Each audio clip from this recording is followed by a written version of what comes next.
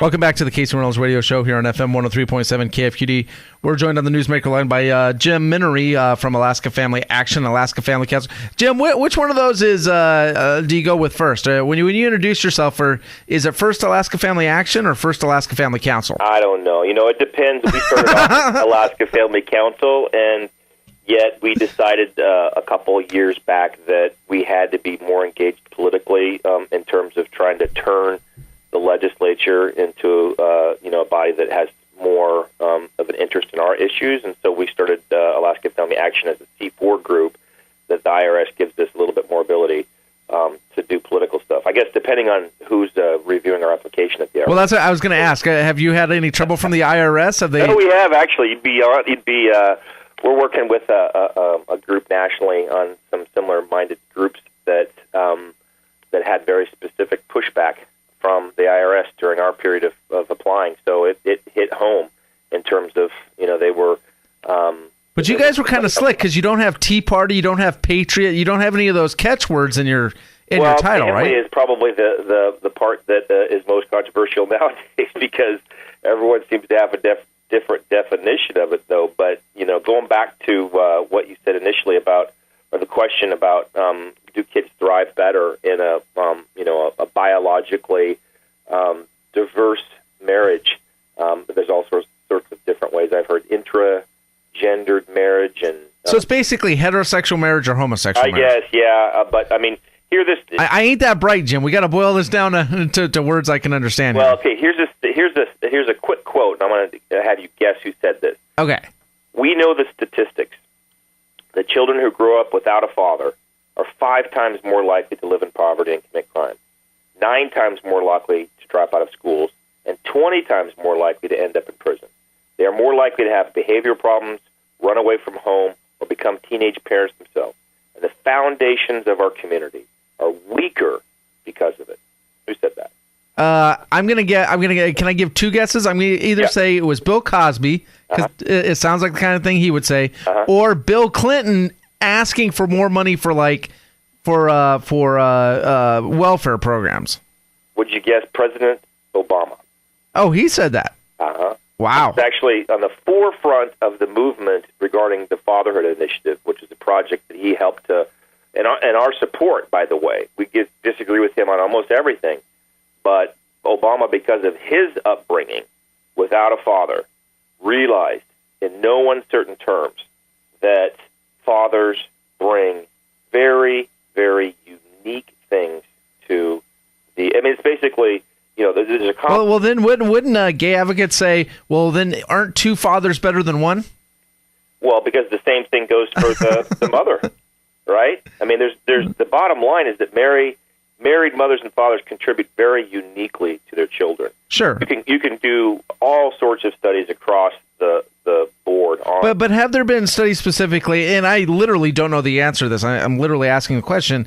Have there been studies that show that a mother-father child family structure is more stable or has better outcomes than a mother-mother child or father-father child? Yeah, there has been all sorts of different studies recently on whether or not kids can thrive as well in a same-sex marriage as they can in a traditional family structure. And I guess the answer to that is that we have so much history of why a mother-father relationship is so important that evidence is so overwhelming. It's relatively a new phenomena that same-sex couples have been adopting kids.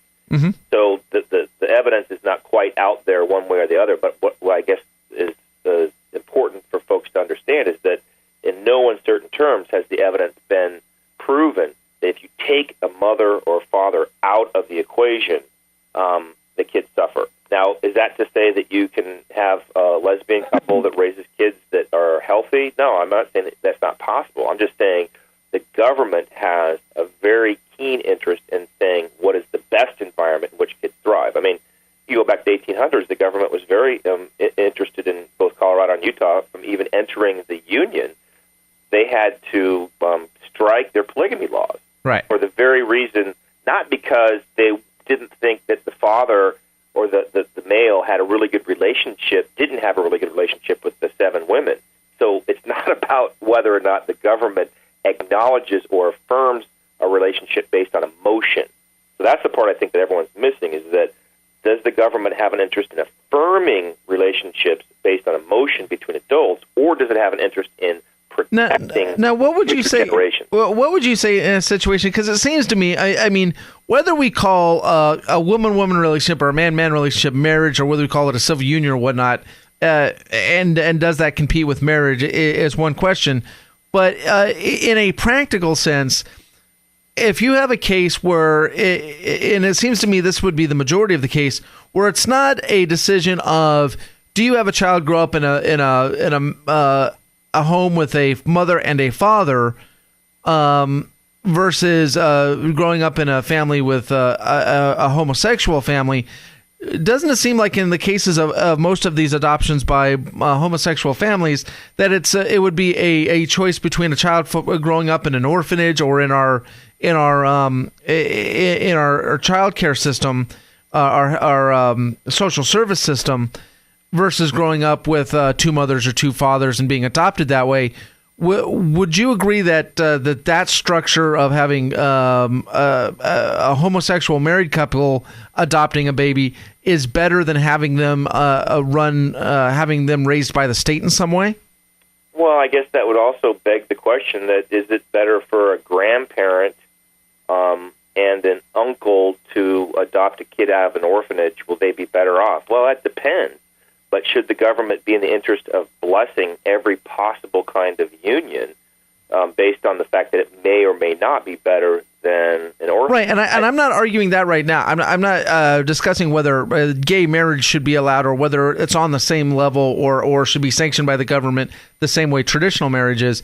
But in just in practical terms, we have a lot of kids out there that are in our social service programs that could be adopted. If you have what seem to be stable relationships amongst gay couples, I'm not saying it's as good as the traditional marriage, but isn't it? Can we at least agree that it's better than the state raising those children? I don't. I guess that question is to be. It remains to be seen. The bottom line is that I would say children need to be given the best opportunity to thrive, and I don't think that there is a lack of people that are wanting to adopt kids. I think one of the things, or bring kids out of foster care, I think one of the things that needs to happen is for the state to make it easier.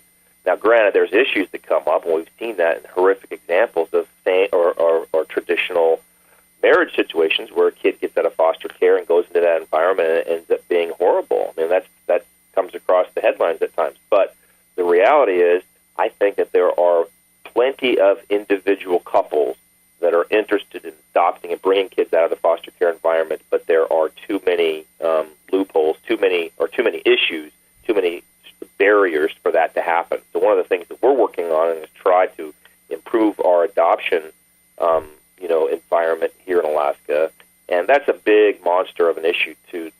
Oh, I know it is. That's why I was asking, because I know there's probably no good solution to it. Now, is there a possibility that kids can thrive in a same-sex environment, a marriage environment or couple environment? I guess that's probably true, that could happen. But the reality still remains that the state has an interest, in my view, and in views of those we represent, that the state has an interest in protecting and providing an environment and affirming that environment, sure. Or that relationship. Now, in the light, not because of the emotional needs. That's the key part people need to remember. It's not because of the emotional needs of the adult. It's because of what is best for the kid. Well, of course. Now, in light of the Supreme Court decisions and what's gone on nationally, is there any legislation that Alaska Family Action is advocating for in Juneau in the upcoming session? Are there any?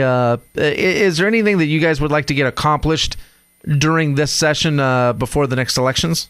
You mean regarding marriage or any issue? Any issue. I'm just wondering. Our number one priority right now is the fact that we have 40% of our the abortions in the state that are paid for, in our view, illegally through Medicaid, because the court didn't define medically necessary in their opinion. So what we've been doing is working with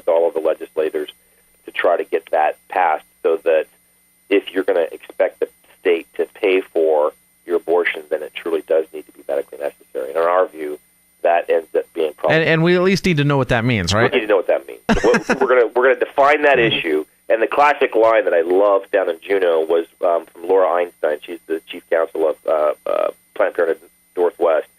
And Fred Dyson, Senator Dyson, asked her, "Can you please define what an elective abortion is?" And she paused for a few seconds and said, "We've heard of the concept of elective abortions, but we as an organization don't know how to define that." So that was the key moment in that discussion, was that Planned Parenthood defines every abortion as medically necessary if the baby is an inconvenience to the mother. So we're going to work on that, and hopefully we'll pass that and punch that through. Okay. But for this marriage issue, that Alaskans just need to know that they need to stay engaged. The courts have said very clearly it's a states' right, it's a 10th Amendment issue, and that we need to go out there and solidly and winsomely make the case for why a mother and a father are best for kids, and do it in a manner that doesn't put anybody down, because every individual in the state of Alaska has the right to love whoever they want, and we stand behind that 100%. It's just whether or not the state should be recognizing emotional needs as opposed to what's best for kids. All right, Jim Minnery from Alaska Family Council. Thanks for joining us, sir.